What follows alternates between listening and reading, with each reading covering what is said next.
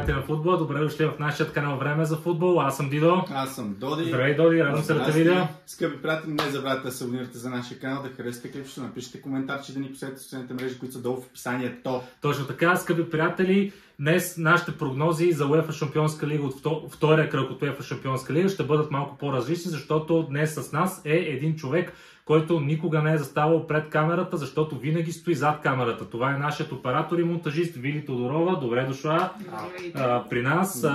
Как се чувстваш? Готова ли си за прогнозиране на мачовете? Добре. Така, сега, мачовете от този втори кръг на УЕФА Шампионска лига са някои от тях на хартия доста интересни, други може би не е чак толкова. Сега ние ще започнем с нашите прогнози на точен резултат. Вие пишете долу в коментарите, дори да не на всички мачове, на които ви е кеф. И така, аз ще задавам мачовете, след което ще дадем първо думата на нашия гост, след което ти. Съгласен? Добре. Така, първият матч е между отборите на Кайрат Алмати и Реал Мадрид. За Реал Мадрид много пътуване, по-малко футбол. Така, добре. Моята прогноза е 0-3 за Реал Мадрид. Моята е 1-4. И... Да, доста добре. Как ти? 1-3 за Реал Мадрид. Добре, значи вие прогнозирате Кайрат Алмати все пак да вкара гол. Аз мисля, че ще им бъде трудно, но не е невъзможно. Така, вторият матч е между Аталанта и клуб Брюш. Така, клуб Брюш и Аталанта, това са си отбори традиционни в Шампионската лига. Аз мисля, че ще завършат 1-1. Не защото са традиционни в Шампионската лига, просто така смятам според временната форма и на двата отбора. Аз мисля, че ще завърши 2-1. За така Аталанта, да има голове. Не е лошо, да е над, както се казва. Да. Въпреки, че са равностойни отбори, аз ще кажа 2-1 за Аталанта, само защото са домакини. Да, има го този момент. Добре. Третият матч е между Пафос и Бар Мюнхен. Имайки предвид детската култура, моята прогноза е 0-5 за Мюнхен. Моята е 1-3, предвид, че никога не съм чула Пафос като отбор. Те не са от топ 30 най-известни отбора, така че разбираем. За това, да. Да, вижте, това ще е интересно вече. Пафос, ако вкарат наистина, това за мен ще е бати шока. Да, защо не? Топка е тук, виж ритъм, случайно влезне. 0-4 аз съм го писал. Добре, значи аз те вода с един гол. Така, четвъртият матч предразполага отборите на Галатасарай и Ливърпул. Така, на пръв поглед лови око в този матч. Не може да кажем, че не е така. Според мен Ливърпул ще спечели на мъка с 1-2. Според мен е 1-3. Добре, ти? Според мен тук ще има много драма. Много драма ще има в този матч. 2-3 за Ливърпул съм писал. 2-3 за Ливърпул. Добре, напълно възможното, както свърши, ако свърши действително 2-3, може и 2-2, може и 3-3. Не е изключено. Така, Галатасарай не е може би в най-добрата си форма, но пък са домакини. В Турция трудно си играе определено. Имат футболисти сега. Така е, да кажем, че все пак ние трима сме били на стадиона на Галатасарай. Ако искате да видите кадри от техния стадион Рамс Парк, ще сложим линка долу в описанието. Така, петият матч е между Интер и Славия Прага. Моята прогноза е 2-0 за Интер. Колкото и да не ми се иска. Моята е 3-1. 3-1, добре. Ти? 2-1 за Интер. 2-1, добре. Така, шестия матч ще бъде доста интересен и може би малко емоционален. Челси срещу Бенфика, имайки предвид, че специалният Жозе Мориньо е треньор на Бенфика. За него ще бъде специален матч да се върне на Станфорд Бридж. Моята прогноза е 2-1 за Челси. Моята е равен 2-2. Добре. Тук според мен пак ще има драма. 3-2 за Челси. 3-2 за Челси. Не е изключено нито един от трите резултата. Явно много драма в тези мачове. Има, намира се да ти кажа. Има лека интрига някъде. Така е, а дори да няма, що пък да няма сложиме, тук виж пък стане. Абсолютно. Така. Атлетико Мадрид също Айнтракт Франкфурт. Атлетико биха доста Реал Мадрид. 5-2. Дето се вика всичко, освен не победа в този матч, е срамота. 2-1 за Атлети. 2-2 съм описал. Добре. Според мен си вкараха головете, така че този път няма вкарат много. 1-0 само за Атлети. Да, и в твоите има логика. Добре. Матч, който е труден за прогнозиране определено. Така изпотихме се и тримата, мислейки този резултат. Марсилия срещу Аякс. Моята прогноза е Къса победа за Марсилия 1-0, ефектирани от победата на ПСЖ. Над ПСЖ. Моята е 2 на 1. Добре. Да, и аз го мислих много и накрая 1-1. Хиксче. Добре. Аякс все пак не се за подценяване. Какво ти да си говорим? Да.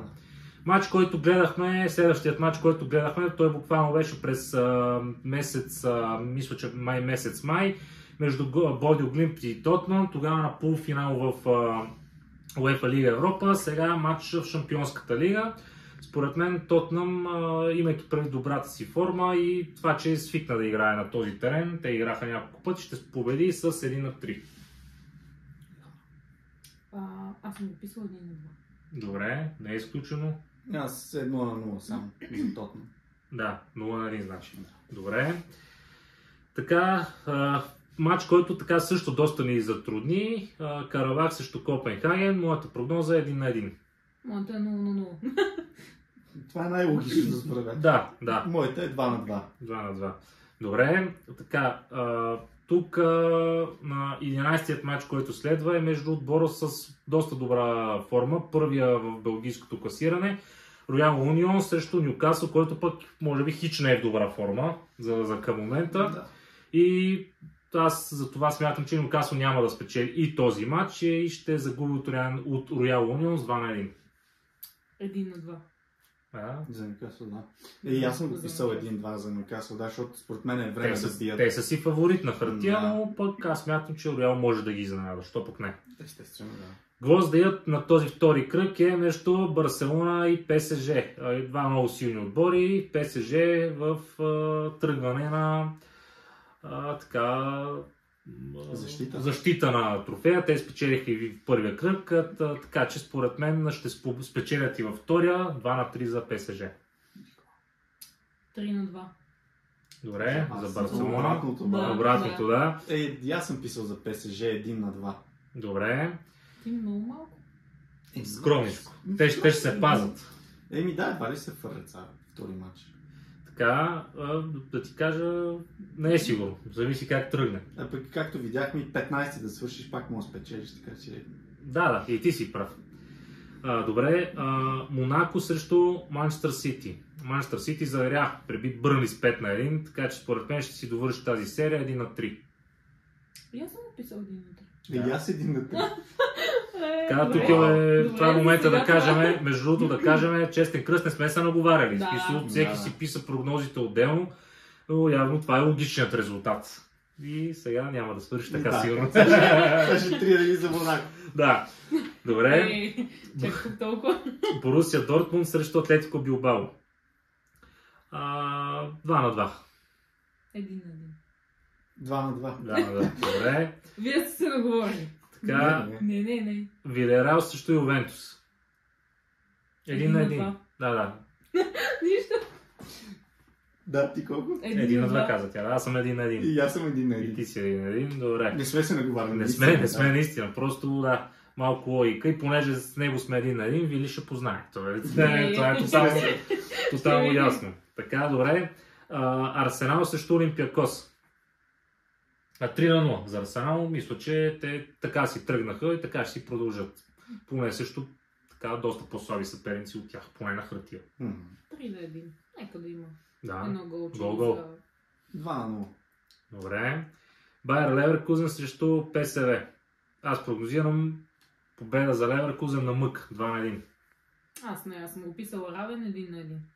Добре. И аз съм за равен 2 на 2. 2 на 2, добре. Въпреки, че не ги виждам как и двата отбора могат да вкарат по 2 гола. Що бе, те си вкарват по принцип. Това са доста резултатни отбори. Така е, но не знам. Освен ако не се затворят, ама силно се съмнявам. Това са атакуващи отбори, така че би трябвало да си вкарат. На хартия да. Така и Наполи срещу Спортинг. Според мен Наполи ще спечели с 3 на 1, въпреки че признавам си, не съм сигурен в тази прогноза, защото и Спортинг не са слаби. Силни са, но да, 3 на 1 за Наполи. 2 на 1, аз малко така на сляпо го писах. Да, той е малко тегъв мач. Като и мене, да. И аз съм го писал 2 на 1. Да, залагаме на Наполи, защото е домакин. Не е нелогично. И така, добре, скъпи приятели, това беше всичко от нас за днес. Живот и здраве, ще се видим след края на матчовете, за да изкоментираме техните резултати, кой какво е познал и като цяло дали сме доволни или не. Дано станат хубави мачове и така. Приятели, не забравяйте да се абонирате за канала, да харесате клипчето, да напишете и вашите прогнози долу в коментарите, да ни последвате също в социалните мрежи, които са долу в описанието. И... Дидо, Доди и Вили, довиждане! Чао!